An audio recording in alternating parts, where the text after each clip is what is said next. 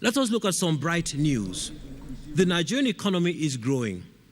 Whether we believe it or not, the fact is that the economy is growing, and not just by the numbers. Things are happening, maybe not as fast as we need, but for an economy that has been asleep, we feel that we could do a lot more. Things are happening. The regional imbalance in development is hiding this reality.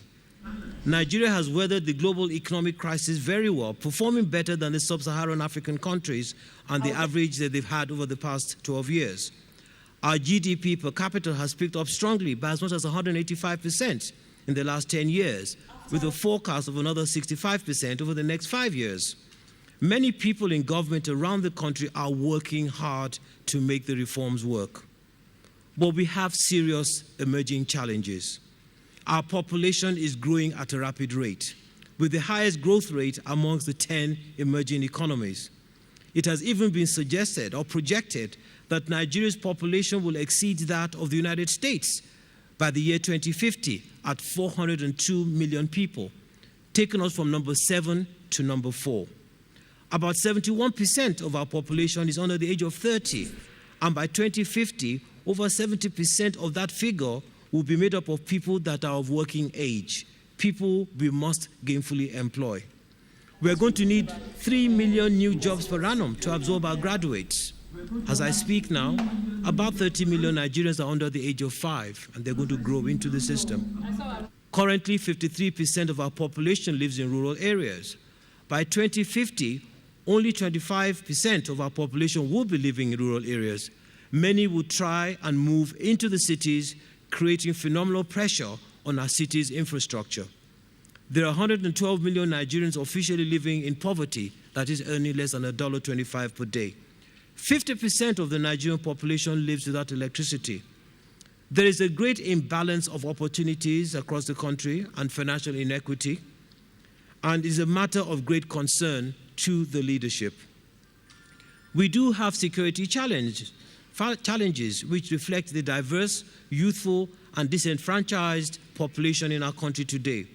Most of the social upheaval takes its cue from the economic situations of the country. The root cause of all this is purely economic. So, what are our prospects for the future?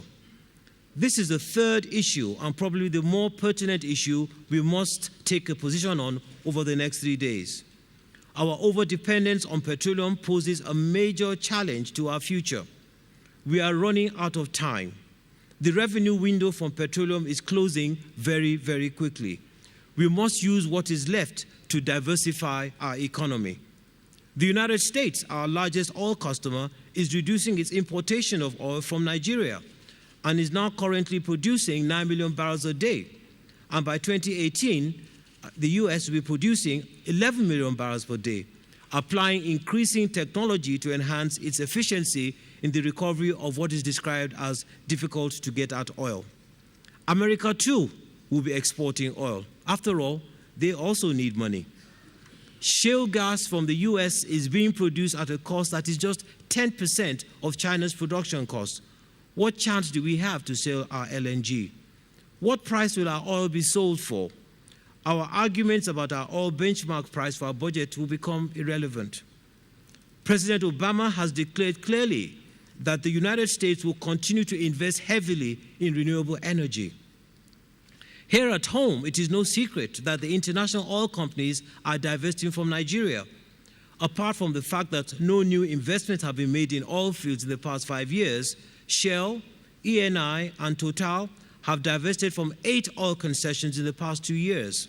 Shell alone has divested from 2 oil concessions. Conoco is divesting from all its Nigerian assets. Total has sold 20% of its interest to Yusan of China.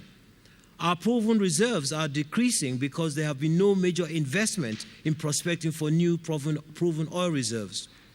Over 15 other African countries will be producing oil by 2015. We have ceased to be the only oil game in town. Clearly, the PIB raises major questions to be fully debated and resolved. We need to have a strategic response to these possibilities that are becoming very real. So here are some fundamental questions that we need to answer over the next few days at this summit. With deregulation, How are we going to have less of government in things that the private sector can do so as to free up government cash for the things the private sector cannot be motivated to do? For cost of governance, how can we reduce the cost of managing this economy whilst enhancing the value to the Nigerian people? At the moment, like I said earlier on, we seem to be killing an ant with a sledgehammer. Nigeria's economic prospects. How are we going to diversify our economy away from oil? Even though we have plenty of oil, we still have a problem if nobody's going to be buying. Does it all seem far-fetched? I don't think so. The rest of the world is not waiting for us.